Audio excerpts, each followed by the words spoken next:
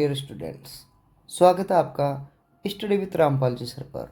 मैं रामपाल रेगर आपके लिए लेकर आया हूँ क्लास 9 के साइंस सब्जेक्ट का मॉडल पेपर।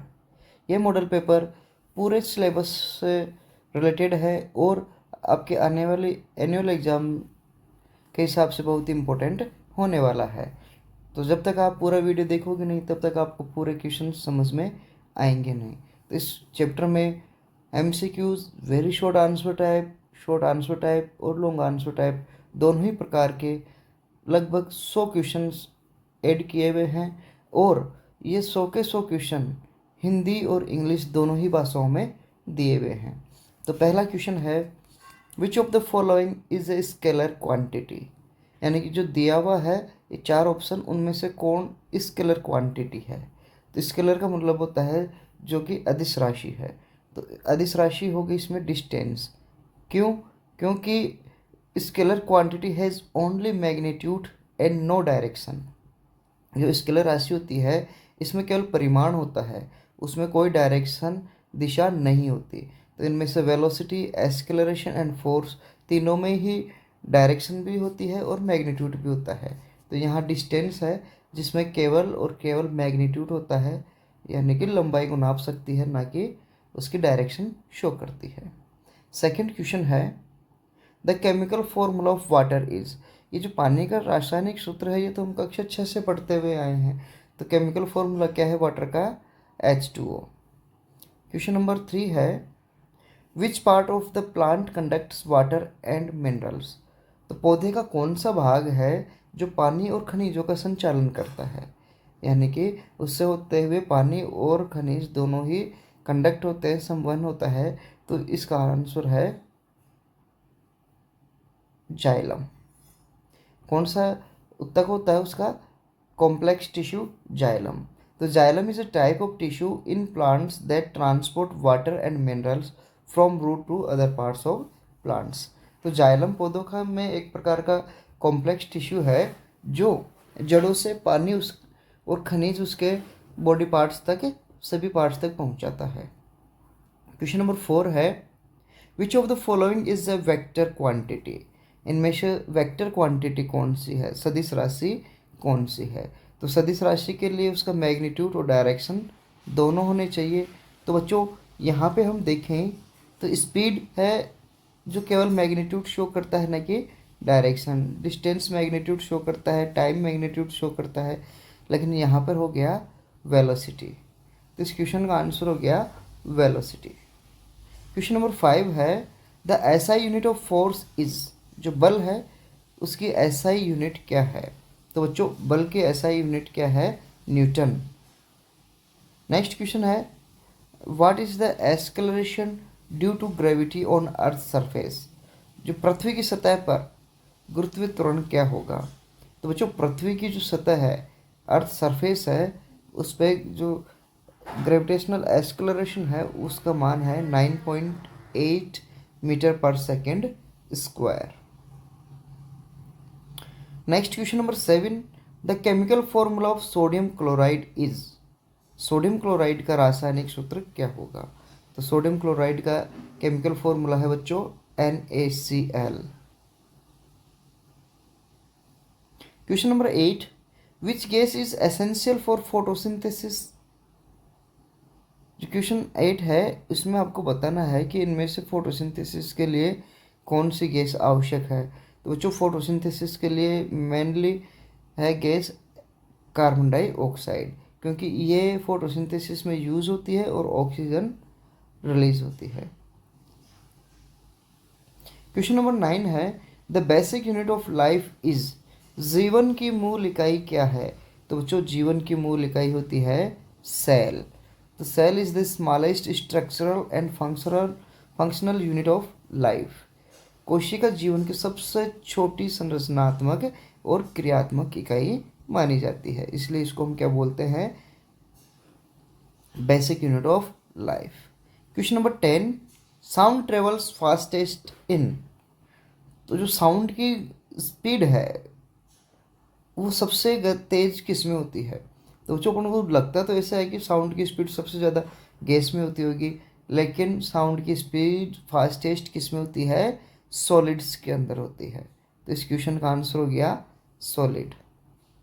और अगर नियर स्मॉल सॉरी सबसे कम फास्ट सबसे स्लोएस्ट की बात आए तो स्लोएस्ट होती है गैस के अंदर। अब जो फास्टेस्ट क्यों होती है? क्योंकि sound travel fastest in solids due to closely packed particles. ध्वनि ठोस में सबसे तेज गति करती है क्योंकि उसके जो कण हैं, उसके जो पार्टिकल्स हैं, वो क्लोजली पैक्ड होते हैं। क्वेश्चन नंबर 11 है, निम्नलिखित में से कौन सा मिश्रण है? Which of the following is a mixture? तो यहाँ मिश्रण की बात हो रही है, तो इसका आंसर हो गया एयर। हालांकि ये जो शुगर है, वाटर है, साल्ट है, ये तीनों के तीनों क्या है? कंपाउंड है। लेकिन एयर में तो डिफरेंट टाइप्स के चीज़ें मिक्स रहती है।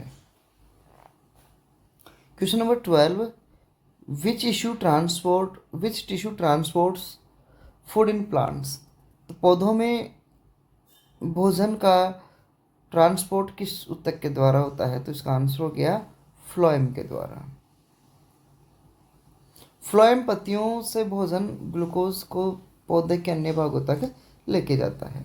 Question number 13, the atomic number of N element is determined by? जो एटॉमिक नंबर है, जो परमाणु क्रमांक है किसी भी तत्व का, वो किसके द्वारा डिटरमाइन होता है? तो बच्चों इसका आंसर होगा उसमें उपस्थित नंबर ऑफ प्रोटॉन्स के द्वारा। नंबर 14 है बच्चों, which disease is caused by virus? Virus के द्वारा होने वाला कौन सा रोग है? तो बच्चों यहाँ पर ट्यूबरकुलोसिस बैक्टीरिया, डेंगू वायरस के द्वारा होता है, मलेरिया प्लाज्मोडियम के द्वारा होता है। ये वायरस के द्वारा होने वाला रोग है। तो यहाँ पे वायरस के द्वारा होने वाला रोग है बच्चों डेंगू। नेक्स्ट क्वेश्चन है, the work done by a force is measured इन? एक फोर्स के द्वारा किया गया कार्य, यानी कि बल द्वारा किया गया कार्य किसमें मापा जाता है? तो बल द्वारा किया गया कार्य नापा जाता है बच्चों जूल के अंदर। तो work is measured in joule, where 1 joule is equal to 1 newton metre. Question number 16 है, which of the following is a renewable resource? नवीकरणीय ऊर्जा संसाधन कौन सा है? तो यहाँ पे रिन्यूएबल, कोयला रिन्यूएबल नहीं है, पेट्रोलियम रिन्यूएबल नहीं है, नेचुरल गैस रिन्यूएबल नहीं है, तो रिन्यूएबल हो गया solar energy. Question number 17, the pitch of sound depends on? जो साउंड की पिच है, तीव्रता है, वो किस पर निर्भर करती है? तो साउंड की तीव्रता निर्भर करती है बच्चों साउंड की फ्रीक्वेंसी पे, उसकी आवृत्ति पर डिपेंड करती है। अगर हाई फ्रीक्वेंसी है इट मीन्स हाई पिच होगी, और अगर लोअर फ्रीक्वेंसी है तो लोअर पिच होगी। यानी कि उच्च आवृत्ति का मतलब होता है उच्च तीव्रता की साउंड, और निम्न आवृत्ति का मतलब है निम्न तीव्रता की साउंड।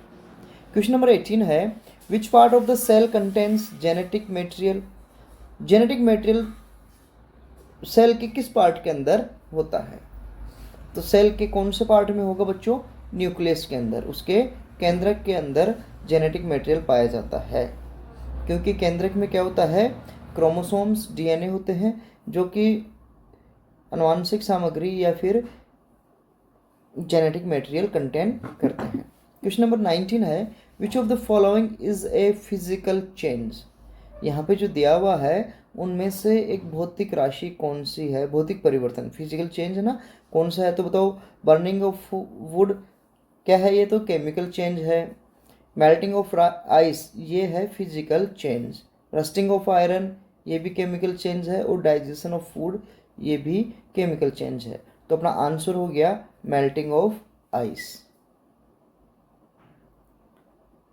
नेक्स्ट क्वेश्चन है, which group of organism includes only unicellular organisms?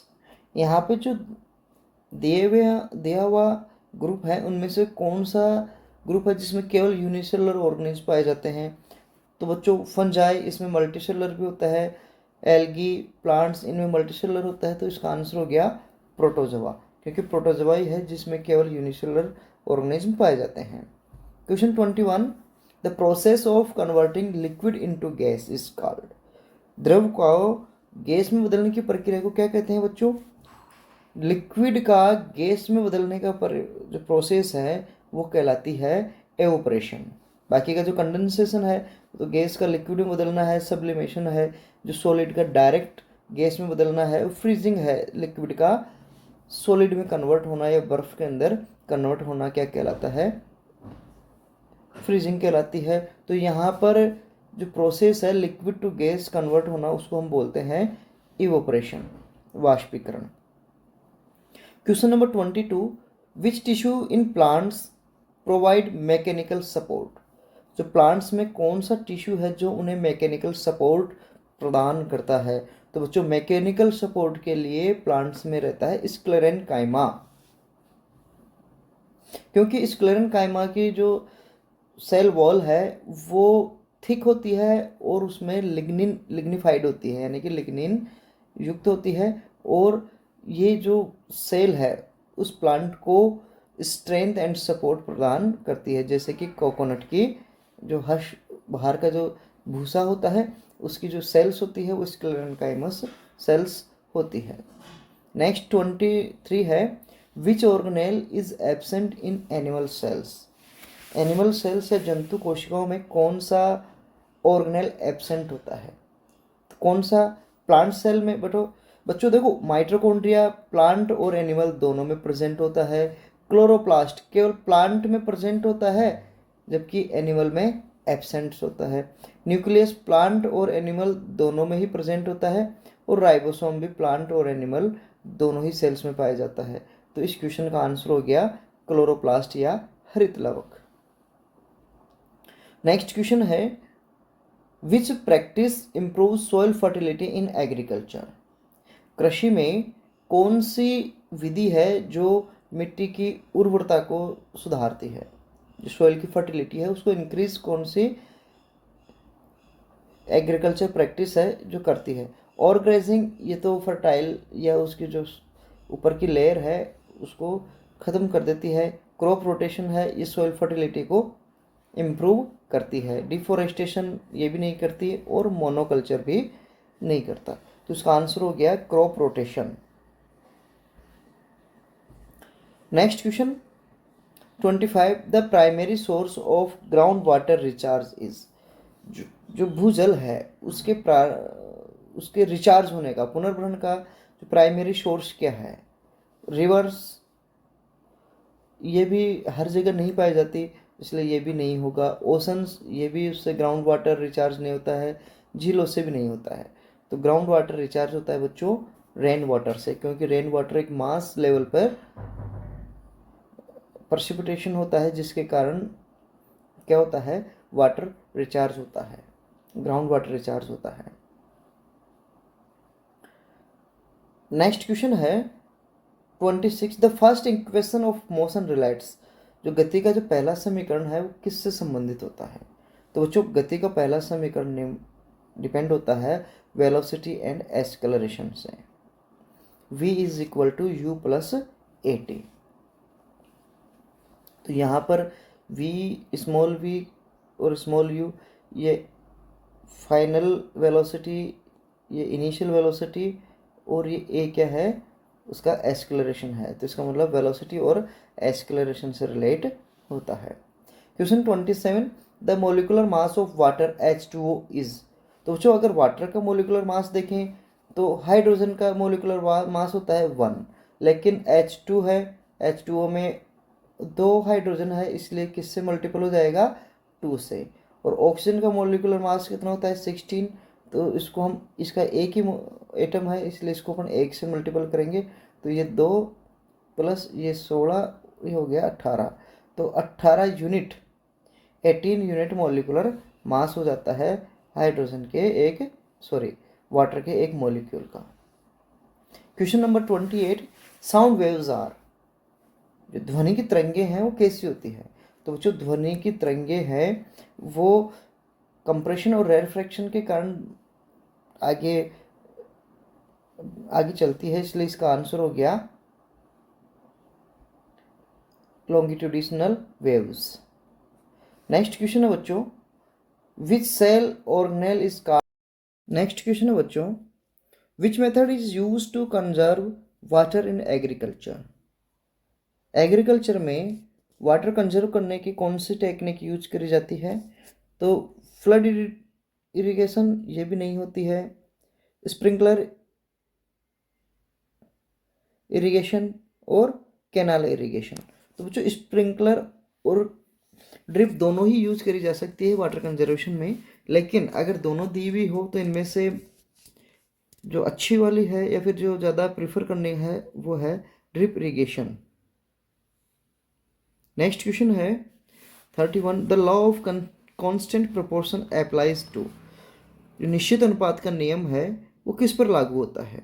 तो निश्चित अनुपात का नियम लागू होता है बच्चों कंपाउंड्स पर, यौगिकों के ऊपर, क्योंकि किसी भी कंपाउंड में जो उसके एलिमेंट्स होते हैं वो एलिमेंट्स उस कंपाउंड को जब बनाते हैं, फॉर्मेशन होता है, तो उसमें उसका जो प्रोपोर्शन है, उसका अनुपात है, वो क्या होता है? फिक्स रहता है। क्वेश्चन नंबर 32, डिफाइन मोशन, गति को परिभाषित कीजिए। तो ये 31 क्वेश्चंस थे, ये 31 क्वेश्चंस थे एमसीक्यूज के। अब आगे जो क्वेश्चंस हैं वो शॉर्ट आंसर टाइप क्वेश्चंस आ रहे हैं। तो डिफाइन शॉर्ट क्या, very short answer type, one liner answer type है। Define motion, motion is the change in position of an object with respect of time.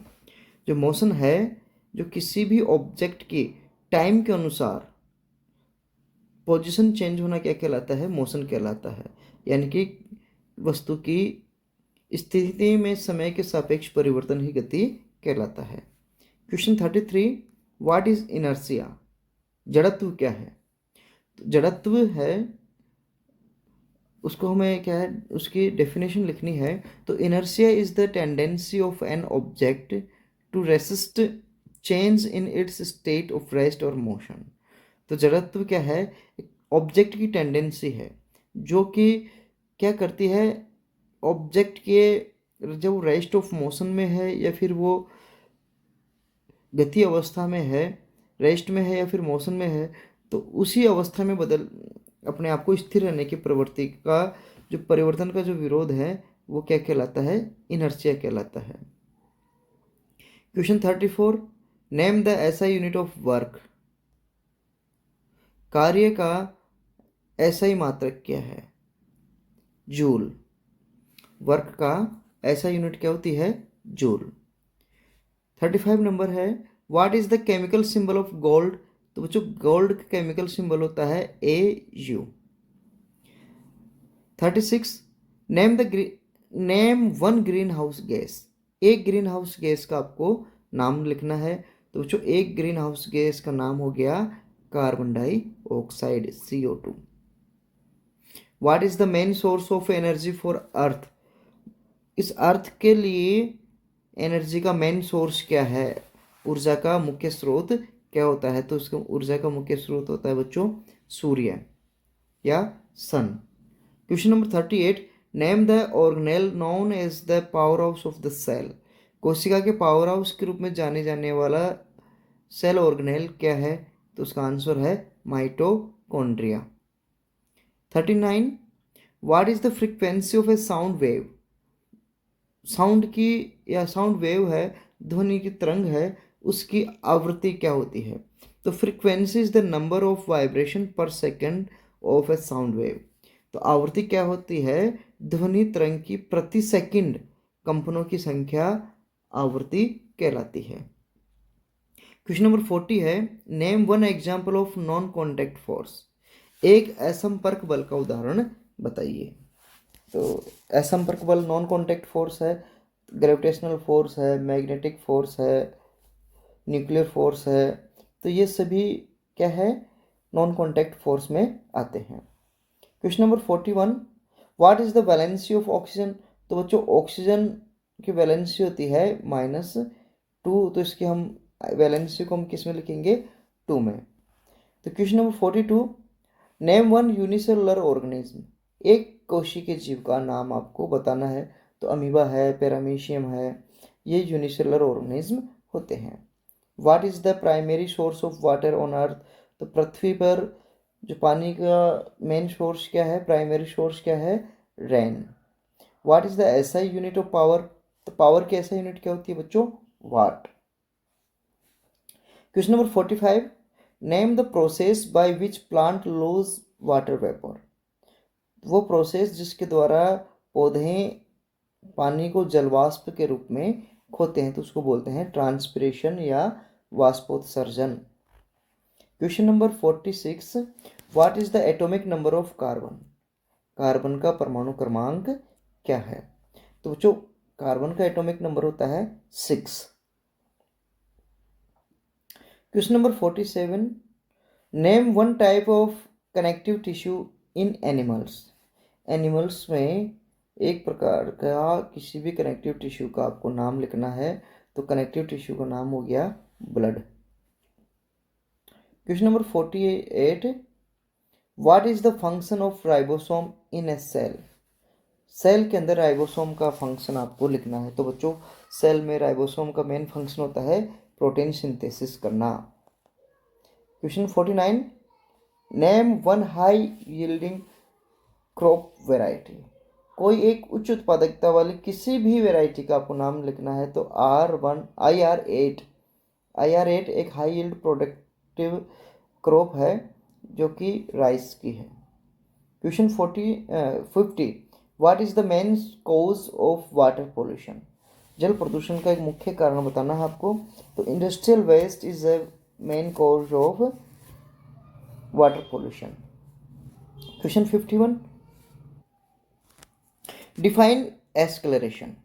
त्वरण को परिभाषित कीजिए। Rate of change of velocity, वेग में परिवर्तन की दर क्या कहलाती है? एक्सेलरेशन कहलाता है। Question 52, what is the atomic number of nitrogen?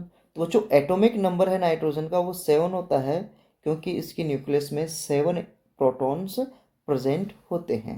Question 53 है, name the medium where sound travel slowest. तो आपको उस मीडियम का नाम लिखना है जिसमें साउंड स्लोएस्ट ट्रेवल करती है। तो जो साउंड स्लोएस्ट ट्रेवल करती है किसमें? गैस के अंदर या एयर में। Question number 54, what is the role of xylem in plants? Xylem का प्लांट्स में रोल क्या है? Transportation of water and minerals from root to other body parts, यानी कि पानी और खनिजों का संवहन करना जाइलम का मेन काम होता है। Question 55, name one method of organic farming.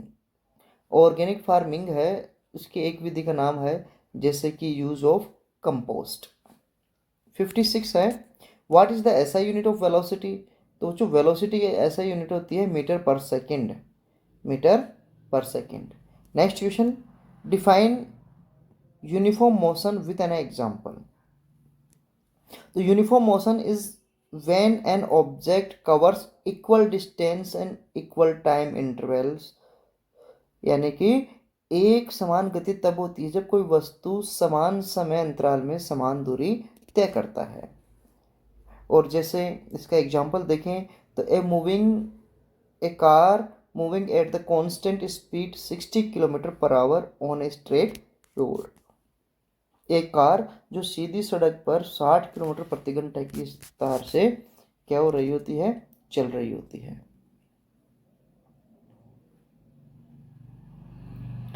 Question number 58 है, what is an element? Give two examples.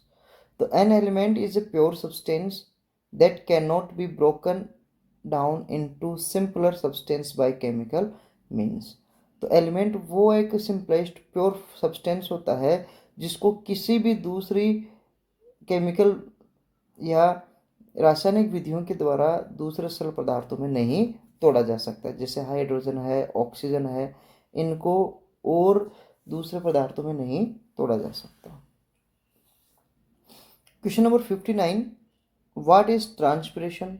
List its two functions. Transpiration क्या होता है और इसके दो आपको फंक्शन लिखने हैं।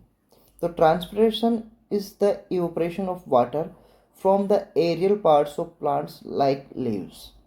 तो ट्रांसपिरेशन क्या होती है, पानी का वाष्पीकरण होता है, एवोपरेशन होता है, जो कि प्लांट के जो एरियल पार्ट्स हैं, जो हवा में रहने वाले पार्ट्स हैं, उनके द्वारा पानी का वाष्प होकर उड़ना क्या कहलाता है, ट्रांसपिरेशन कहलाता है।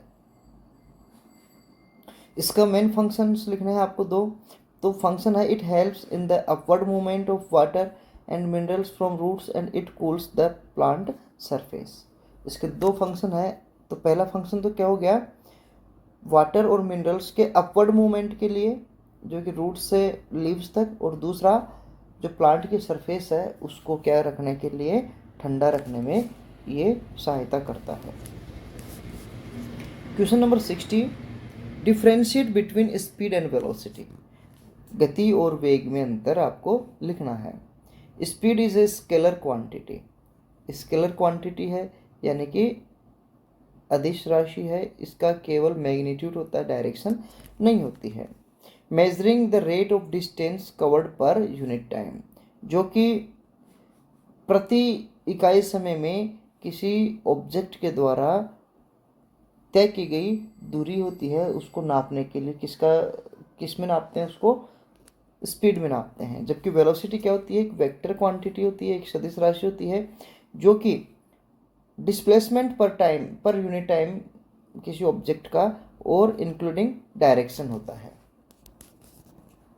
क्वेश्चन नंबर 61 है, state Newton second law of motion. जो न्यूटन का गति का दूसरा नियम है उसे हमें प्रतिपादित करना है।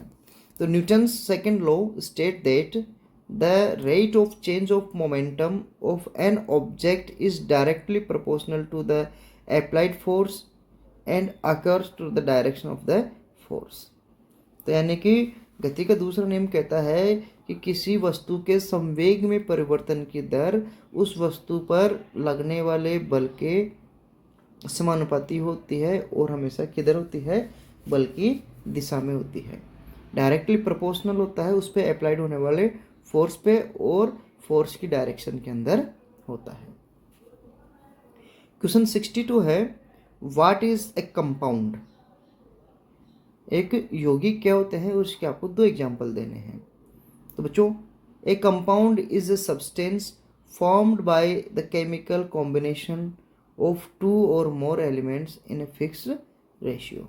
तो कंपाउंड है वो क्या होता है, केमिकल कॉम्बिनेशन होता है जो दो या दो से अधिक एलिमेंट्स के फिक्स रेशियो में क्या करते हैं, उसमें फिक्स रेशियो से बना होता है, जैसे कि वाटर और कार्बन डाइऑक्साइड। क्वेश्चन 63 है, एक्सप्लेन द टर्म बॉयंसी। उत्प्लावन बल को समझाइए। तो buoyancy is the upward force exerted by fluid on an object immersed in it। तो बॉयंसी एक प्रकार का फोर्स है जो क्या है कि किसी फ्लूइड के द्वारा लगाया जाता है। और कौन से फ्लूइड पे लगाया जाएगा, उस फ्लूइड पे जो ऑब्जेक्ट उस फ्लूइड के अंदर इमर्स्ड यानी कि डुबोया जाता है, और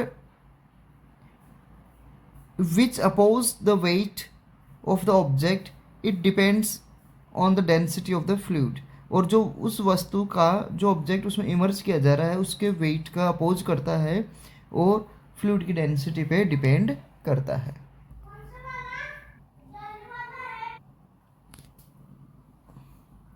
question number 64, what are antibiotics, give an example. Antibiotics क्या है, एक एग्जांपल देना है। तो antibiotics are medicines used to treat bacterial infection by killing और इनहिबिटिंग बैक्टीरिया। एग्जाम्पल है पेनिसिलिन। तो एंटीबायोटिक्स मेडिसिन्स हैं जो कि बैक्टीरियल इन्फेक्शंस को रोकने और उन्हें मारने के काम में आते हैं, जैसे कि penicillin. Question number 65, define evaporation and mention one factor affecting it. वाष्पीकरण को परिभाषित कीजिए और उसके एक प्रभावित करने वाले कारकों का उल्लेख करें। Evaporation is the process of conversion of a liquid into its vapour form. Evaporation है एक प्रोसेस है जो कि द्रव को उसके वाष्प में बदलने के रूप में, यानी कि जिस प्रक्रिया में जो लिक्विड है उस वाष्प में बदल जाता है, उस प्रोसेस को हम क्या बोलते हैं, एवोपरेशन बोलते हैं। और इसको इफेक्ट करने वाले कारक है, केवल एक की बात हो रही है तो टेम्परेचर है। बाकी के जो लॉन्ग आंसर टाइप क्वेश्चन आएंगे उनमें आप इस एवोपरेशन पे और उसके अफेक्टिंग फैक्टर्स पे एक बड़ा क्वेश्चन दिया हुआ है।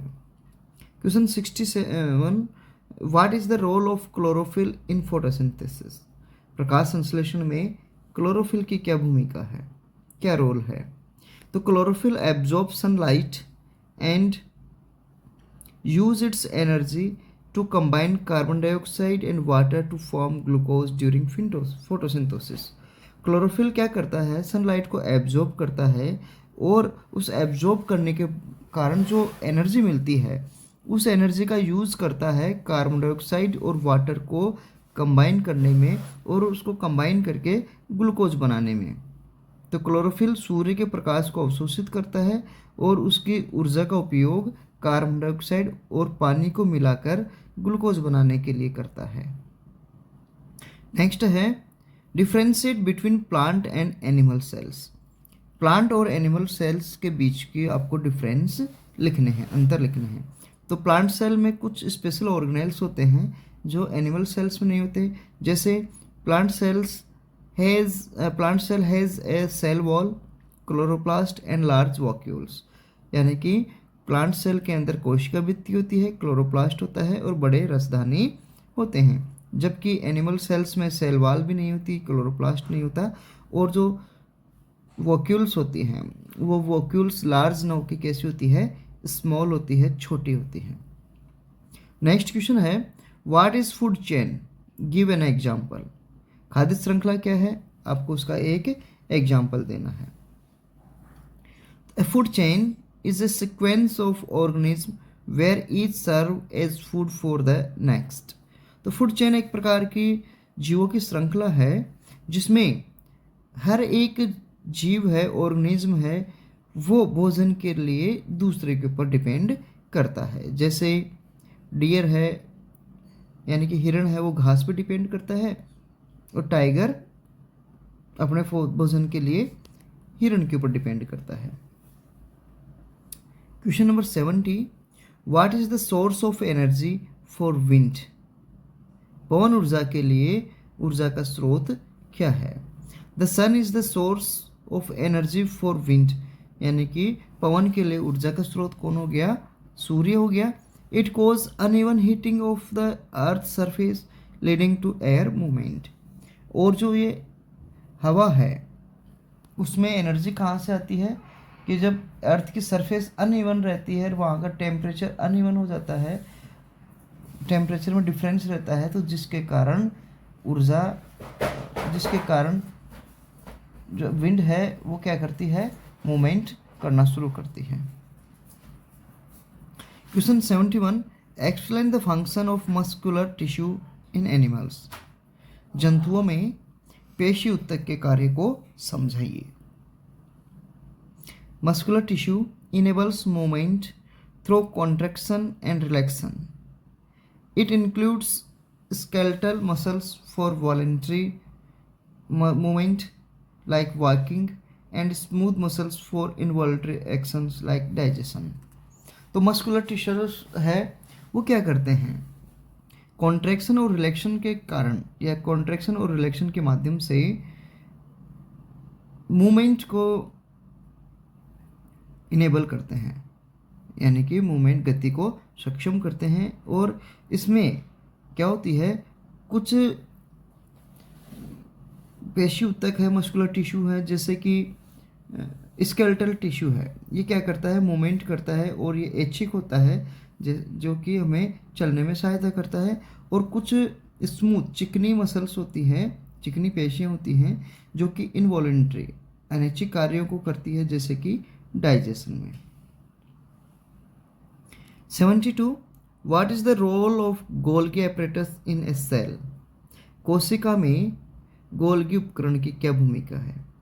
The Golgi apparatus modifies packages and transport proteins and lipids to specific destination like secretion और membrane formation। तो बच्चों गोल्गी बॉडी है वो क्या करता है, मॉडिफाई करता है, पैकेजिंग करता है, ट्रांसपोर्ट करता है किसका, प्रोटीन और लिपिड्स का स्पेशल डेस्टिनेशन विशिष्ट गंतव्यों तक, जैसे कि कहीं पे सीक्रेशन हो रहा है या कहीं झिल्ली का निर्माण हो रहा है तो वहाँ तक ट्रांसपोर्ट, प्रोटीन और लिपिड्स को ट्रांसपोर्ट करने का काम करता है। इसके एग्जाम्पल है packaging enzymes in lysosomes. Question number 73, why is mixed cropping beneficial. जो मिक्स्ड क्रॉपिंग है वो बेनिफिशियल या लाभकारी क्यों होती है। तो बच्चों मिक्स्ड क्रॉपिंग है ना, जो क्या करती है, रिड्यूस कर देती है risk of crop failure and improve soil fertility. जो फसलों की जो जोखिम है कि मान लो बारिश आ गई, फ्लड आ गया या फिर सूखा पड़ गया, ड्रॉट हो गया, तो उसमें जो क्रॉप फेलियर होती है उससे हमें बचाती है और सॉइल फर्टिलिटी को इम्प्रूव करती है। तो इसलिए ये क्या है कि मिक्स्ड क्रॉपिंग का बेनिफिट रहता है। एग्जाम्पल के देखें तो ग्रोइंग मेज विथ बीन्स, यानी कि मक्का के साथ जो फली वाली सब्जियां हैं, फली हैं, उनको उगाना, क्योंकि जो बीन्स हैं वो सॉइल को, जो लेग्यूमिनस प्लांट्स हैं वो सॉइल को नाइट्रोजन से रिच करते हैं। Question 74, how does sewage treatment help in water conservation. जो सीवेज ट्रीटमेंट है वो जल संरक्षण में कैसे मदद करता है। तो जो sewerage treatment removes pollutants from waste water making it safe for reuse in irrigation और industrial purpose, thus converging fresh water. जो सीवेज ट्रीटमेंट है जो वाटर में से पोल्यूटेंट्स को हटाता है, जिससे कि जो वेस्ट वाटर है वो इरिगेशन के लिए या फिर इंडस्ट्रियल पर्पज़ के लिए रीयूज़ करने का में काम हो सकता है, जिससे इस प्रकार रीयूज़ होगा जो वेस्ट वाटर, तो जो फ्रेश वाटर है उसका कंजर्वन या कंजर्विंग होता है, उसका क्या होगा, उसका संरक्षण होगा। जैसे treated plant used in gardening. 75, differentiate between uniform and non uniform motion. तो बच्चों यूनिफॉर्म मोशन क्या होता है, इक्वल डिस्टेंस कवर्ड करता है इक्वल टाइम इंटरवल के अंदर, जबकि नॉन यूनिफॉर्म मोशन क्या होता है, अनइक्वल डिस्टेंस कन्वर्ट करता है इक्वल टाइम इंटरवल्स के अंदर। Question 76, what is a molecule, give an example. अणु क्या है, एक उदाहरण दीजिए। तो a molecule is a group of atoms bonded together representing the smallest unit of substance, example oxygen molecules. तो बच्चों ए मॉलिक्यूल जो ग्रुप ऑफ एटम्स का होता है और एक दूसरे के साथ क्या होता है, बॉन्डेड रहता है और स्मॉलेस्ट यूनिट ऑफ सब्सटेंस को रिप्रेजेंट करता है, उसे हम क्या बोलते हैं, मॉलिक्यूल बोलते हैं। जैसे ऑक्सीजन का मॉलिक्यूल है, इसमें 2 एटम्स होते हैं। क्वेश्चन 77,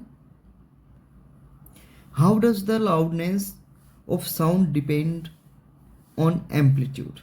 ध्वनि की तीव्रता आयाम पर कैसे निर्भर करती है। तो loudness increase with the amplitude of sound waves, larger amplitude produce louder sound. तो जैसे जैसे ध्वनि के तरंगों का आयाम बढ़ता है, एम्पलीट्यूड बढ़ता है, वैसे वैसे ध्वनि की जो तीव्रता बढ़ती जाती है। यानी हम कह सकते हैं कि लार्जर एम्पलीट्यूड होगा, लार्जर आयाम होगा, तो क्या होगा, ध्वनि भी लाउडर होगी। Example, A drum hit harder creates a louder sound. अगर हम एक ड्रम को जोर से मारेंगे तो उससे उत्पन्न होने वाली ध्वनि भी क्या होगी, तीव्र होगी। 78 क्वेश्चन है, what is the function of phloem in plants. जो फ्लोएम है उसका प्लांट्स में क्या फंक्शन है। तो बच्चों फ्लोएम ट्रांसपोर्ट फूड, जैसे कि ग्लूकोज है जो लीव्स में प्रोड्यूस होता है, उसे प्लांट्स के अदर पार्ट्स के अंदर लेकर जाता है। क्यों लेकर जाता है? उसके स्टोरेज के लिए और प्लांट की ग्रोथ के लिए। जैसे कार्बोहाइड्रेट है वो ट्रांसपोर्ट किया जाता है रूट्स में।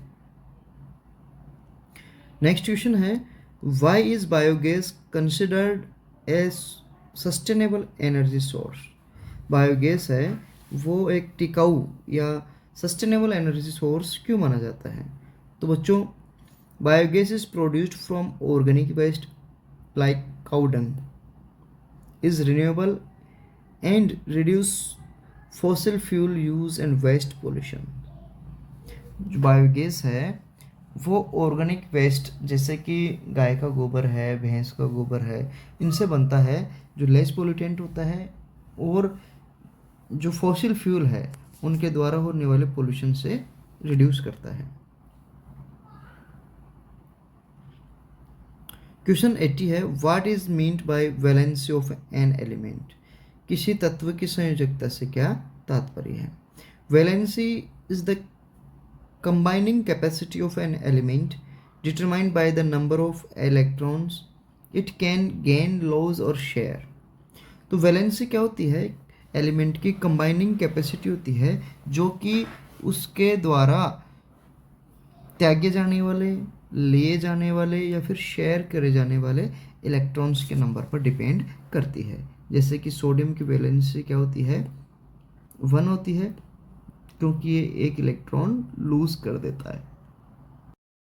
नंबर 81 है, explain Newton's first law of motion with an example, drive the formula for force using this law. तो गति का जो प्रथम नियम है उसे उदाहरण सहित समझना है और उसके लिए जो सूत्र है वो हमें, फॉर्मूला है वो हमें प्राप्त करना है। तो देखो, Newton's first law of motion state that an object remains in its state of rest or uniform motion unless act upon by an external force। तो गति का पहला नियम क्या कहता है कि कोई भी ऑब्जेक्ट है वो हमेशा रेस्ट में रहना चाहता है या फिर यूनिफॉर्म मोशन में रहना चाहता है जब तक उसके ऊपर कोई एक्सटर्नल फोर्स एक्ट नहीं करता है। और इसी जो न्यूटन्स जो फर्स्ट लॉ है मोशन, उसे हम क्या बोलते हैं? लॉ ऑफ इनर्शिया भी बोलते हैं। यानी कि कोई वस्तु एक समान अवस्था में रहना चाहती है, भले एक समान गति में रहना चाहती है जब तक कि उस पर कोई बाहरी बल काम नहीं करे। A book lying on A table remains at rest until someone push it. यानी कि एक मेज के ऊपर रखी हुई जो बुक है वो हमेशा स्थिर रहती है जब तक कि उसको कोई पुश नहीं करता है। According to Newton's first law, if no external force act, the object's velocity remains constant। प्रथम नियम के अनुसार अगर कोई ऑब्जेक्ट के ऊपर एक्सटर्नल फोर्स नहीं लग रहा है तो उसकी वेलोसिटी क्या रहेगी? कांस्टेंट रहेगी। Force is required to change the state of motion. यानी कि जो गति की अवस्था है उसे बदलने के लिए फोर्स की आवश्यकता होती है। फ्रॉम न्यूटन सेकेंड लॉ, जो द्वितीय नियम है वो इस प्रकार से होता है, F is equal to ma। यानी कि फोर्स है वो मास और एक्सेलरेशन का प्रोडक्ट होता है। क्वेश्चन 83 है, describe the structure of atom with an labelled diagram. एक एटम का आपको क्या करना है? स्ट्रक्चर डिस्क्राइब करना है और उसके डायग्राम के साथ। तो देखो, आंसर है एन एटम कंसिस्ट ऑफ, एक एटम है उसके अंदर ये चीज़ें होती हैं। निम्न जो दी हुई है उसमें एक न्यूक्लियस होता है जिसमें प्रोटॉन और न्यूट्रॉन होते हैं और इलेक्ट्रॉन्स होते हैं जो उसके चारों तरफ चक्कर लगाते हैं। तो देखो, a central part containing proton positively charge and neutron neutral charge. तो एक सेंट्रल पार्ट होता है न्यूक्लियस जिसमें प्रोटॉन होते हैं जिनमें पॉजिटिव चार्ज होता है और न्यूट्रॉन होते हैं जिनमें किसी भी प्रकार का चार्ज नहीं होता है। दूसरा, एटम के अंदर क्या होते हैं? इलेक्ट्रॉन्स होते हैं जो कि नेगेटिवली चार्ज होते हैं और revolve around nucleus in fixed orbit. और न्यूक्लियस के चारों ओर फिक्स्ड ऑर्बिट के अंदर निश्चित कक्षा के अंदर चक्कर लगाते रहते हैं। और बच्चों, जितने प्रोटॉन्स होते हैं उतना ही नंबर में इलेक्ट्रॉन्स होते हैं। Question number 83, explain the process of photosynthesis, why it is important for living organism. जो प्रकाश संश्लेषण की जो प्रोसेस है उसे हमें समझाना है, और ये जीवित प्राणियों के लिए, लिविंग ऑर्गेनिज्म है, उनके लिए एसेंशियल क्यों रहती है, आवश्यक क्यों रहती है। तो देखो, photosynthesis is the process by which green plants use sunlight, carbon dioxide and water to produce glucose and oxygen. जो फोटोसिंथेसिस है वो क्या होते हैं, ग्रीन प्लांट्स में होता है, जिसमें कार्बन डाइऑक्साइड, वाटर और इनका सनलाइट का यूज़ किया जाता है, और प्रोडक्शन होता है किसका, ग्लूकोज का और ऑक्सीजन का। The process occurs in chloroplast which contains chlorophyll. और ये जो प्रोसेस है फोटोसिंथेसिस की, वो क्लोरोप्लास्ट में होती है, और क्लोरोप्लास्ट में क्या होता है, क्लोरोफिल होती है। इसकी इक्वेशन देखें, 6CO2 + 6H2O इज, ये जो है ये तो है इसके रिएक्टेंट्स, और यहाँ पे सनलाइट यूज़ करी जाती है, क्लोरोफिल होता है,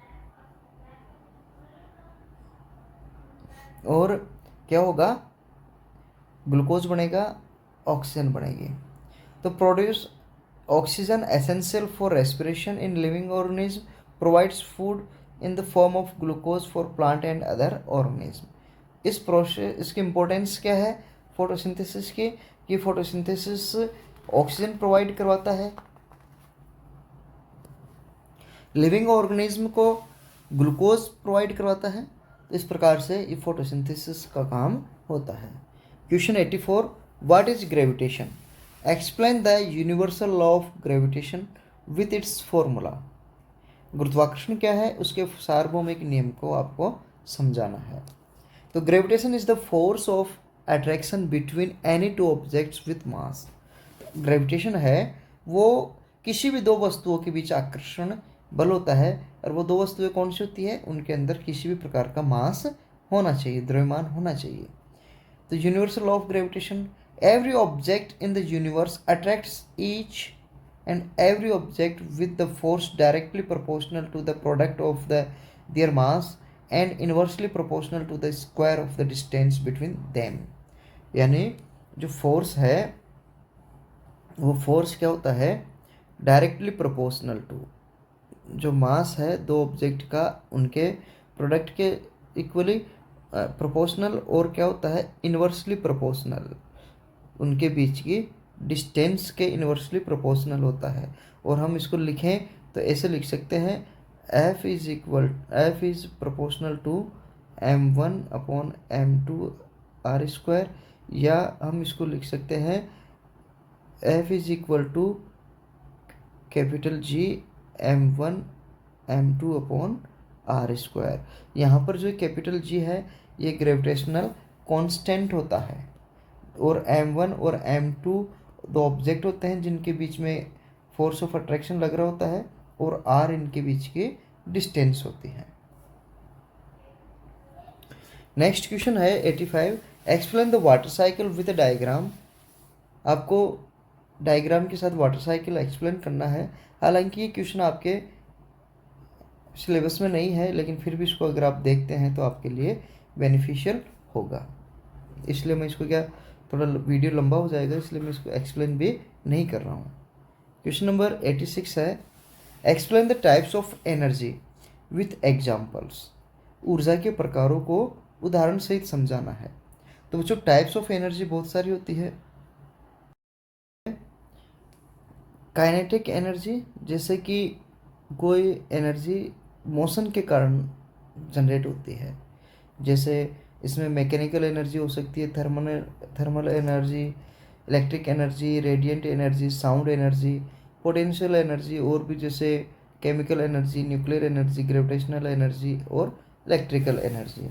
तो बच्चों, गति के कारण जो एनर्जी उत्पन्न होती है उसे हम क्या बोलते हैं, गतिज ऊर्जा या काइनेटिक एनर्जी बोलते हैं। Potential energy, energy due to position और हाइट, किसी ऑब्जेक्ट की स्थिति या उसके हाइट के कारण जो एनर्जी होती है उसे हम क्या बोलते हैं, पोटेंशियल एनर्जी बोलते हैं। जैसे water stored in A dam. Chemical energy, energy stored in chemical bonds, रासायनिक बंधों में जो संग्रहित ऊर्जा होती है उसे हम क्या बोलते हैं, केमिकल एनर्जी बोलते हैं, जिसे भोजन या ईंधन के कारण होने वाली ऊर्जा। थर्मल एनर्जी, तो एनर्जी ड्यू टू हीट, वो क्या कहलाती है, थर्मल एनर्जी कहलाती है। Electric energy, energy for from electric current के कारण होने वाली एनर्जी क्या कहलाती है, इलेक्ट्रिक एनर्जी कहलाती है। नेक्स्ट क्वेश्चन है बच्चों, describe the types of plant tissue and their functions with example. जो प्लांट टिश्यू है, पादप उत्तक है, उनके प्रकारों और उनके कार्यों को आपको उदाहरण सहित समझ। तो देखो, प्लांट टिश्यू है जो क्या होता है कि ग्रुप ऑफ सेल्स होता है जो सिमिलर स्ट्रक्चर और फंक्शन के हिसाब से रहती है, और इनको निम्न प्रकार से क्लासिफाइड कर सकते हैं। इनको दो प्रकार से क्लासिफाइड कर सकते हैं, एक तो मेरिस्टेमेटिक टिश्यू और दूसरा परमानेंट टिश्यू। जो परमानेंट टिश्यू है इनको हम सिंपल परमानेंट टिश्यू और कॉम्प्लेक्स परमानेंट टिश्यू में डिवाइड करते हैं। Parenchyma, collenchyma, sclerenchyma simple permanent tissue. Complex permanent tissue हैं, इनमें आते हैं जाइलम और फ्लोएम। तो देखो, मेरिस्टेमेटिक टिश्यू है responsible for growth and cell division. जो मेरिस्टेमेटिक टिश्यू होते हैं वो सेल ग्रोथ और सेल डिवीज़न के लिए रेस्पॉन्सिबल होते हैं। और जैसे कि इसका अगर अपन एग्जांपल देखें तो एपिकल मेरिस्टेम है जो टिप और रूट्स में होता है, शूट्स में होता है, और ये इंक्रीजिंग ऑफ द लेंथ में काम आता है। ये फिर मेरिस्टेमेटिक टिश्यू तीन टाइप के हो जाते हैं, एपिकल हो गया, और जो कोक्शियल हो गया, और एक और होता है मुझे उसका नाम याद नहीं आ रहा, लेकिन तीन प्रकार के हो जाते हैं। परमानेंट टिश्यू है mature tissues that have lost of ability to divide. जो परमानेंट टिश्यू वो टिश्यू कहलाते हैं जो इनमें विभाजन की परिपक्व हो जाते हैं और विभाजन की उनमें क्षमता खत्म हो जाती है। ए सिंपल परमानेंट टिश्यू, इनको इसमें तीन टाइप के होते हैं, पेरेनकाइमा, कोलेनकाइमा और स्क्लेरेनकाइमा। जो पेरेनकाइमा है किस काम आता है, स्टोर फूड एंड वाटर, पानी और भोजन के भंडारण के लिए, जैसे कि fruits like mango. Collenchyma provide flexibility and support और लचीलापन प्रदान करता है, जैसे कि लीफ का स्टॉक है। और स्क्लेरेनकाइमा स्ट्रेंथ प्रोवाइड करता है, जैसे कि कोकोनट की हस्क है। और इसी का जो दूसरा है कॉम्प्लेक्स परमानेंट टिश्यू, जाइलम और फ्लोएम दो प्रकार का होता है। इसमें हम जाइलम का काम होता है transport of water and minerals, जैसे कि रूट्स से लीफ तक, और फ्लोएम का काम होता है transport of food leaves to other parts of the plant. Question number 88 है, explain the structure of plant cell with a label diagram, how is it different from an animal cell. जो पादप कोशिका की संरचना को एक नामांकित चित्र के साथ समझाइए, और यह जंतु कोशिका से कैसे डिफरेंट या डिफर होता है। तो स्ट्रक्चर ऑफ सेल अगर हम देखें प्लांट सेल की, तो प्लांट सेल में निम्न भाग होते हैं, सेल वाल होता है, रिजिड होती है आउटर लेयर जो सेलुलोज की बनी होती है और सेफ और प्रोटेक्शन प्रोवाइड करती है सेल को। दूसरा सेल मेम्ब्रेन होती है जो सेमी परमेबल होती है, और जो सब्सटेंस है सेल के उनको मूवमेंट के लिए क्या करती है, कंट्रोल करती है। न्यूक्लियस पाया जाता है जिसमें जेनेटिक मटेरियल डीएनए होता है और सेल की एक्टिविटी को कंट्रोल करता है। इसके अलावा जैसे प्लांट सेल है, इसमें प्रोक्सिसोम्स है, क्लोरोप्लास्ट है, एमाइलोप्लास्ट है, माइटोकॉन्ड्रिया है, वॉक्यूल, देखो लार्ज वॉक्यूल होती है इसके अंदर, स्केलेटन है, राइबोसोम्स है, nucleus, nucleolus, R rough endoplasmic reticulum और स्मूथ एंडोप्लाज्मिक SER पाई जाती है, गोल्गी apparatus, सेल वॉल और सेल मेम्ब्रेन पाए जाते हैं। तो बच्चों जो क्लोरोप्लास्ट है वो फोटोसिंथेसिस का काम करता है, और वैक्यूल्स हैं जो लार्ज होती है, वाटर स्टोर करती है, न्यूट्रिएंट्स स्टोर करती है, और वेस्ट जो प्रोडक्ट्स हैं उनको अपने अंदर स्टोर करके रखती है। इसके साथ साथ साइटोप्लाज्म है जो कि जेली लाइक सब्सटेंस होता है जिसमें सेल ऑर्गेनेल सस्पेंड रहते हैं, निलंबित रहते हैं। इसका जो डिफरेंस है विथ फ्रॉम एनिमल सेल, तो एनिमल सेल से क्या क्या डिफरेंस होता है, तो प्लांट सेल्स के अंदर सेल वाल होती है, क्लोरोप्लास्ट होता है और लार्ज वैक्यूल्स होती है। जबकि एनिमल जो सेल्स होती है उन एनिमल सेल्स के अंदर ये चीज़ें नहीं होती है। कौन सी चीज़ें? लार्ज वॉक्यूल्स है, क्लोरोप्लास्ट है और सेल वॉल है। जबकि एनिमल्स में भी कुछ एक्स्ट्रा चीज़ें होती है जैसे सेंट्रियोल्स हैं जो केवल एनिमल सेल में पाए जाते हैं, स्मॉल वैक्यूल्स हैं, ये दोनों ही इसके अंदर नहीं पाई जाती हैं। Question number 89, discuss the method use to improve crop production. कोई दो मेथड्स को आपको डिटेल से बताना भी है। जो फसल का बेहतर उत्पादन के लिए की जाने वाली विभिन्न विधियों पर अपन को डिस्कस करना है और उन दो मेथड्स को आपको समझाना है। तो देखो, to improve crop production various methods are used to increase yield and quality. पहली है क्रॉप वैरायटी मैनेजमेंट। इसमें क्या होता है, developing high yielding disease resistant variety और थ्रो हाइब्रिडाइजेशन एंड और जेनेटिक मॉडिफिकेशन है या हाइब्रिडाइजेशन है, इनके द्वारा अच्छी उत्पादन करने वाली और रोग प्रतिरोधी प्रजातियों का निर्माण या विकास किया जाता है। दूसरा है क्रॉप प्रोडक्शन मैनेजमेंट। इसमें बेटर फार्मिंग टेक्निक्स यूज करी जाती है जैसे इरिगेशन है, फर्टिलाइजर्स है और पेस्ट कंट्रोल्स है। तीसरा है क्रॉप प्रोटेक्शन मैनेजमेंट। देखो, ये वेराइटी इम्प्रूवमेंट था, ये प्रोडक्शन मैनेजमेंट है और ये प्रोटेक्शन मैनेजमेंट है। इसमें प्रोटेक्शन किया जाता है किससे, क्रॉप्स का किससे प्रोटेक्शन किया जाएगा, पेस्ट से, वीड से और डिजीज से। तो इस तरीके से इन तीन प्रैक्टिसेस के द्वारा हम क्या कर सकते हैं। अगर हम डिटेल्ड टू मेथड्स की बात करें तो पहला है crop variety improvement. This involves cross breeding plants with desirable traits. तो इसके अंदर क्या होता है कि जो क्रॉस ब्रीडिंग प्लांट्स हैं जिसमें आवश्यक जो वांछित गुण हैं वो शामिल होते हैं, उनके बीच में क्रॉस ब्रीडिंग करवाई जाती है। और एक जैसे हाइब्रिड वीट वेराइटी है, सोनालिका है, इनसे अच्छा उत्पादन प्राप्त होता है। दूसरा है crop production management. Use of fertilizers का नाइट्रोजन, फास्फोरस, इन सब न्यूट्रिएंट्स की सप्लाई के लिए और ड्रिप इरिगेशन के द्वारा जिससे कि वाटर एफिशिएंटली उनको मिल सके और वाटर वेस्टेज को रोक सके। तो इस प्रकार से मिलकर क्रॉप प्रोडक्शन मैनेजमेंट किया जाता है। नेक्स्ट क्वेश्चन बच्चों, explain the importance of water conservation and describe two methods to conserve water. तो ये वाला भी क्वेश्चन आपके नहीं है।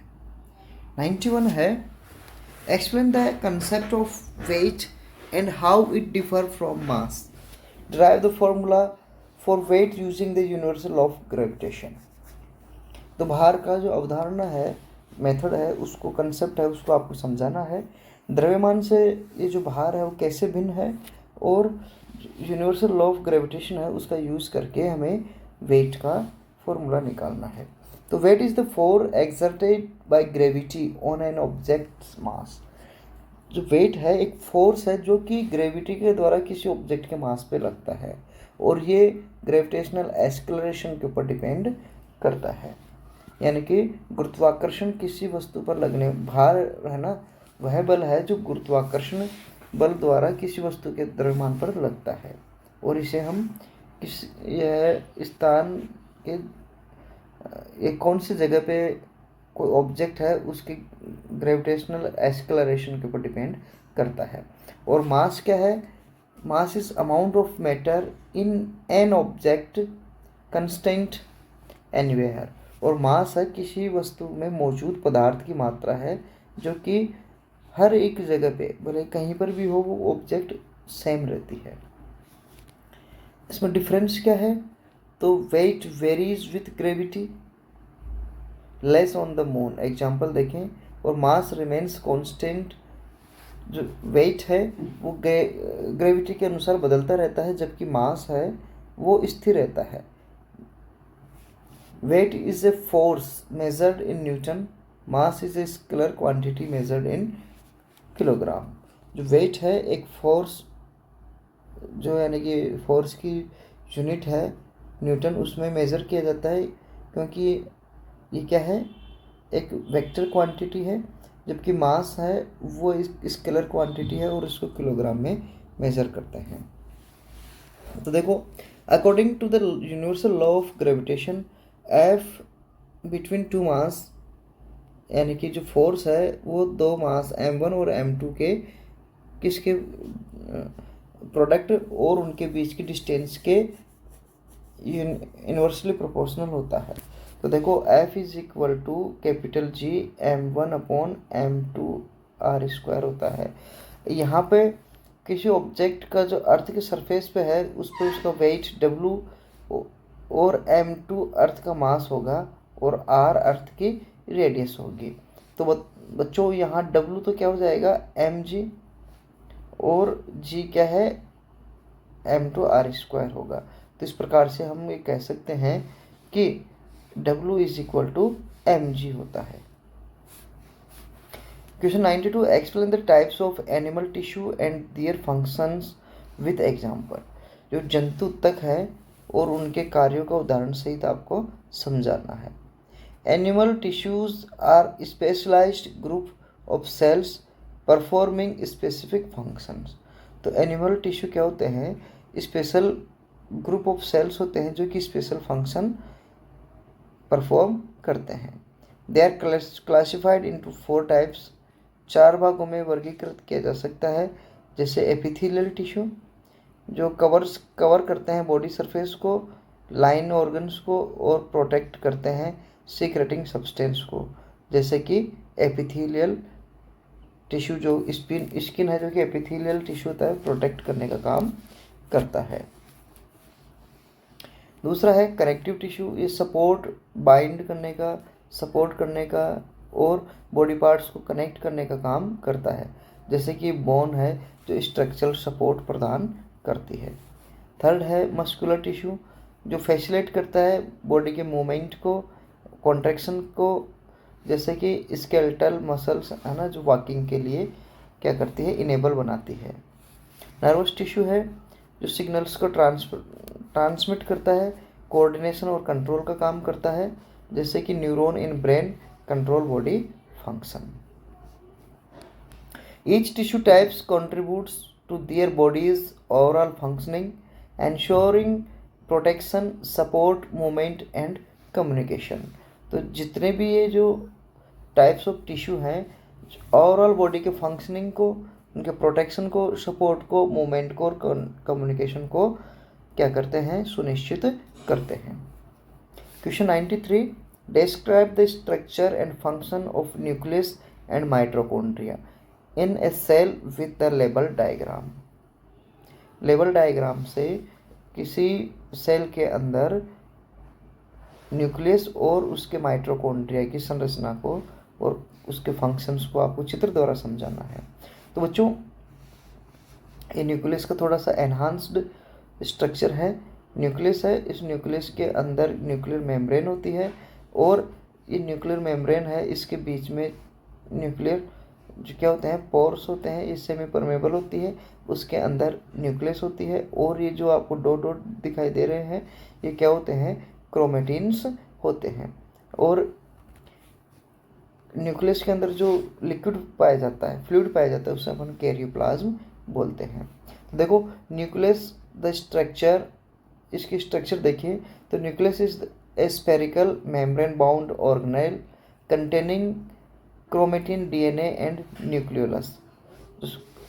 केंद्रक होता है गोलाकार और झिल्ली युक्त ऑर्गेनेल होता है जिसके अंदर डीएनए पाया जाता है और न्यूक्लियोलस पाई जाती है। इसका फंक्शन क्या होता है, सेल की एक्टिविटीज़ को कंट्रोल करना, जेनेटिक इन्फॉर्मेशन को स्टोर करना और जीन एक्सप्रेशन को रेगुलेट करने का काम करता है। दूसरा जो ऑर्गेनेल है वो है माइटोकॉन्ड्रिया। ये रोड शेप्ड ऑर्गेनेल होती है जो कि डबल मेम्ब्रेन इसके ऊपर पाई जाती है। The inner membrane has folds called cristae, और इनर मेम्ब्रेन के अंदर फोल्ड्स होते हैं जिसे क्रिस्टी बोलते हैं। ये इसका खुद का डीएनए होता है, राइबोसोम्स है, आउटर मेम्ब्रेन, इनर मेम्ब्रेन, ये क्रिस्टी है, और इसके अंदर भरा हुआ फ्लूइड क्या कहलाता है, मैट्रिक्स कहलाता है। इसका फंक्शन क्या होता है, this is known as power house of cell, it produce energy ATP through respiration. इसे सेल का पावर हाउस बोलते हैं और ये एनर्जी प्रोड्यूस करती है किसके द्वारा, एटीपी के द्वारा, रेस्पिरेशन से। Question 94 sorry, explain the role of animal husbandry in improving food resources, discuss two particles in details. जो खाद्य संसाधन है उनको बेहतर बनाने में पशुपालन की क्या भूमिका है, दो विधियों से आपको समझाना है। तो देखो, रोल ऑफ एनिमल हस्बेंड्री, तो animal husbandry involves rearing animals for food products like milk, meat, eggs and wools. जो पशुपालन है वो फूड प्रोडक्ट्स जैसे कि मिल्क है, मांस है, अंडे है या फिर ऊन है, उसके प्रोडक्शन के लिए पशुओं को पाला जाता है, और ये फूड सिक्योरिटी में और इकोनॉमिक ग्रोथ के अंदर क्या करते हैं, कंट्रीब्यूशन करते हैं। It improves the quality and quantity of animal products through scientific management. इसके द्वारा साइंटिफिक मैनेजमेंट से क्वालिटी और क्वांटिटी को इम्प्रूव किया जाता है। अगर टू प्रैक्टिस की बात करें तो पहली क्या है, क्रॉस ब्रीडिंग। इसमें mating of animals, different breeds हैं और कंबाइंड डिजायरेबल ट्रेड्स हैं। Crossing local cows with Jersey cow, increasing milk yield. तो इसमें क्या होता है, डिफरेंट ब्रीड्स के बीच में, एनिमल्स के बीच में क्या है, मेटिंग करवाई जाती है, जिससे कि जो आवश्यक, जो वांछित गुण हैं उनको कंबाइन कर दिया जाता है। जैसे लोकल काऊ के साथ जर्सी काऊ का मेटिंग करवा के नया जो हाइब्रिड ब्रीड प्राप्त होगा उसमें यील्ड प्रोडक्शन किसका, मिल्क का यील्ड इंक्रीज हो जाता है। दूसरा है प्रॉपर फीडिंग। अगर providing balance diet with nutrients like protein and minerals to enhance growth and productivity. जो एनिमल्स हैं उन एनिमल्स को बैलेंस डाइट जिसमें न्यूट्रिएंट्स हो जैसे कि प्रोटीन और मिनरल्स, तो ये प्रोवाइड करवा के भी हम क्या है, प्रोडक्शन बढ़ा सकते हैं। जैसे कि पोल्ट्री में विटामिन रिच फीड और देके बेटर ईट प्रोडक्शन, एग प्रोडक्शन किया जा सकता है। These practices ensure sustainable food production and meet nutritional demands. Explain the characteristics of sound waves and how they travel through different media. Provide the example with each medium. इनकी विशेषताएं बतानी है और अलग अलग मीडियम में वो किस प्रकार से ट्रेवल करती है। तो देखो, साउंड वेव्स में फ्रिक्वेंसी क्या होती है, पर सेकंड वाइब्रेशन के नंबर होते हैं जो कि उसकी पिच को, तीव्रता को निर्धारित करते हैं और इसे हर्ट्ज में मेज़र किया जाता है। एम्पलीट्यूड क्या होता है, लाउडनेस को डिटरमाइन करता है और larger amplitude means louder sound होता है। वेवलेंथ होती है जो दो कंस्ट्रक्टिव क्रेस्ट या थ्रोट के बीच की डिस्टेंस होती है, ये या तो दो कंस्ट्रक्टिव जो थ्रोट, ये जो थ्रस्ट है, ये क्रेस्ट इनके बीच की डिस्टेंस होती है, उसको हम वेवलेंथ बोलते हैं। और साउंड है वो longitudinal waves requiring medium to travel, और जो साउंड वेव्स हैं इनको ट्रेवल करने के लिए किसकी आवश्यकता पड़ती है, मीडियम की आवश्यकता पड़ती है।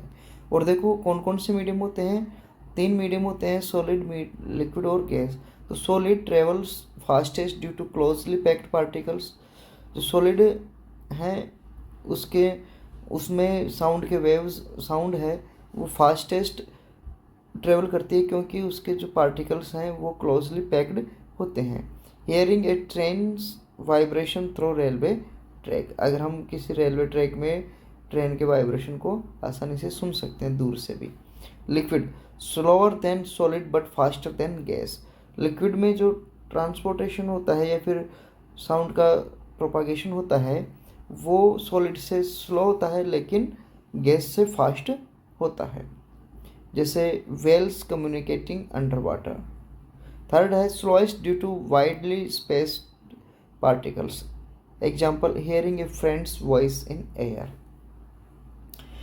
Sound cannot travel in a vacuum. It is needs it as it needs particles to vibrate. 96 है differentiate between a mixture and a compound. Explain two methods to separate mixture with examples.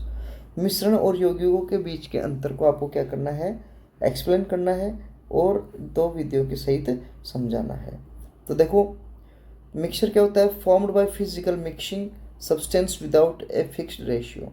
ये जो mixture है वो भौतिक रूप से बिना किसी फिक्स रेशियो के सब्सटेंस को मिक्स करके बनाया जाता है। जैसे कि एयर है, एयर में हर एक जगह पे एयर के जो सब्सटेंस है, पार्टिकल्स दूसरे हैं, वो बिना किसी रेशियो के मिक्स होते हैं। तो एयर क्या है, एक प्रकार का मिक्सचर है।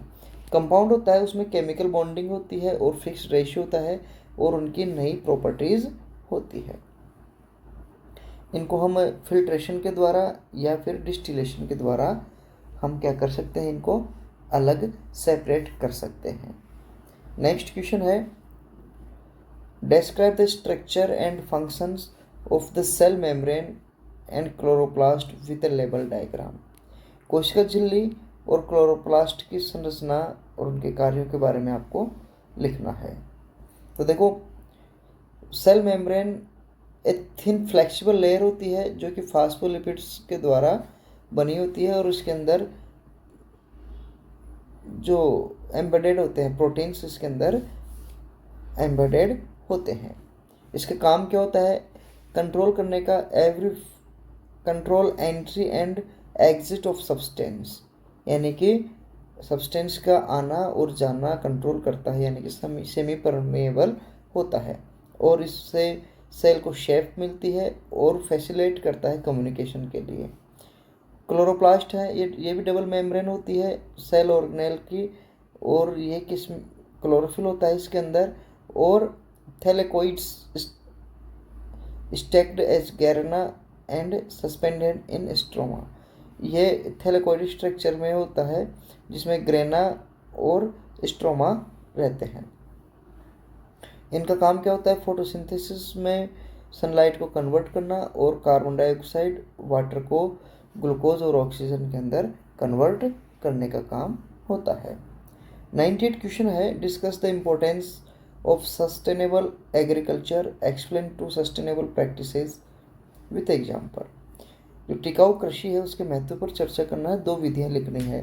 तो देखो sustainable agriculture ensure food production without depleting natural resource, maintaining soil fertility, reducing pollution, and supporting biodiversity. It meets current food demand while preserving resources for future generation. तो ये क्या होती है, इंश्योर करती है, क्या इंश्योर करती है, फूड के प्रोडक्शन को इंश्योर करती है बिना किसी नेचुरल रिसोर्स को समाप्त किए और सॉइल की फर्टिलिटी को बनाए रखते हुए, प्रदूषण को कम करते हुए, बायोडाइवर्सिटी है जैव विविधता है उसको सपोर्ट करते हुए और फूड डिमांड को कंप्लीट करने का काम करती है और फ्यूचर को की पीढ़ियों के लिए संरक्षित करने के काम करती है। नेक्स्ट है इसके जो सस्टेनेबल क्रॉपिंग है उसका दो एग्जाम्पल, दो प्रैक्टिस देखें। तो पहली है क्रॉप रोटेशन। इसके द्वारा क्या है कि डिफरेंट क्रॉप्स को सीक्वेंस में क्या करते हैं, ग्रो करते हैं, जिससे कि सॉइल में न्यूट्रिएंट्स और पेस्ट कम हो जाते हैं, जैसे कि alternate wheat with legumes like peas and enrich soil nitrogen. दूसरा है ऑर्गेनिक फार्मिंग, तो using natural fertilisers and bio pesticides instead of chemicals. तो इसमें ऑर्गेनिक फार्मिंग में क्या है, नेचुरल फर्टिलाइज़र की जगह कंपोस्ट का यूज़ किया जाता है, बायो पेस्टिसाइड्स का यूज़ किया जाता है केमिकल्स की जगह, जैसे कि नीम पेस्ट बायोपेस्टिड्स हैं जो कि पेस्ट को कंट्रोल करने का काम करता है और लॉन्ग टर्म प्रोडक्टिविटी और एनवायरमेंटल हेल्थ को बनाए रखने का काम करता है। क्वेश्चन 99 है explain the law of chemical combination with example, discuss the laws of conservation of mass in detail. तो बच्चों लॉ ऑफ केमिकल कॉम्बिनेशन है, ये दो लॉज से मिलकर बना होता है। पहला है लॉ ऑफ कंजर्वेशन ऑफ मास, दूसरा है लॉ ऑफ कांस्टेंट प्रोपोर्शन। तो देखो पहले को देखें, mass of reactant equals mass of products in the chemical reaction.